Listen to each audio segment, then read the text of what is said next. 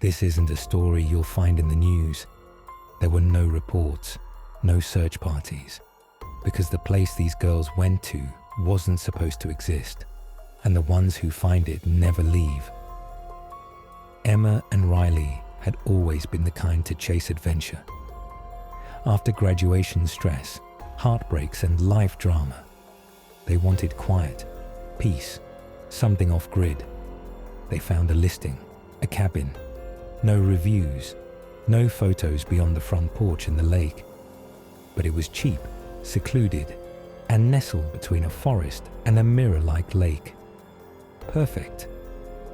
They drove 6 hours into the mountains. Paved roads turned to gravel, then to dirt.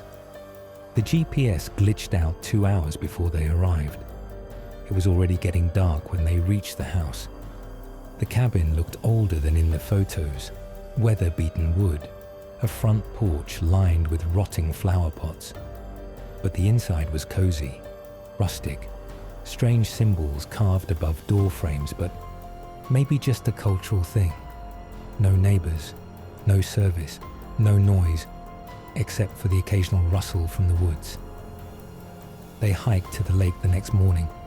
The water was still, unnaturally still.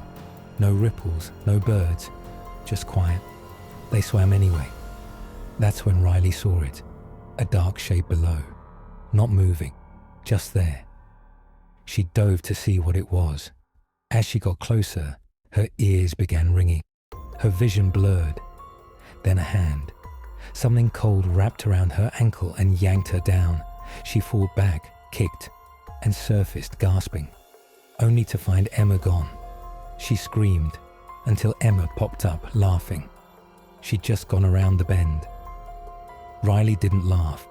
She looked at her ankle. 4 bruised finger-like marks. On their way back, they noticed something odd. The trail split into 3. They'd only come from one path. Riley marked a tree with her pocket knife. They took the left trail. After 10 minutes, they were back at the same spot. Same tree, same mark. 3 more times they tried. 3 more times. They looped. Eventually, they picked a random direction and walked silently for over an hour. When the cabin appeared between the trees, Riley whispered, "We weren't supposed to find it again." That night, things got worse. At 2:33 a.m., the radio in the living room turned on. White noise, then static voices whispering Emma's name. Emma unplugged it, but the sound didn't stop. It came from the walls now. The hallway light flickered, then went out completely. Riley walked into the hallway and the air turned cold. Her breath fogged in front of her. At the end of the hall, the bathroom door creaked open on its own. Inside, the mirror was fogged. She wiped it and saw Emma standing behind her. Only Emma was still asleep in bed. She turned around. No one was there. Riley woke up to silence. Emma's bed was empty, the sheets still made, her shoes untouched, but her phone sat on the kitchen table cracked, screen black. Riley screamed her name over and over. No answer. She searched the woods, the lake, nothing. Then, in the dirt under the porch, she found something half buried. Emma's necklace, twisted like it had been crushed. That night, the house felt alive. The shadows moved, the walls groaned. Riley heard whispers again, this time clearer. "You brought her here. One stays, one runs." She tried to leave. The car was dead. The forest paths looped endlessly. The lake reflected nothing anymore, not even the moon. Back at the house, every window showed different scenes. One window showed the forest at night, another.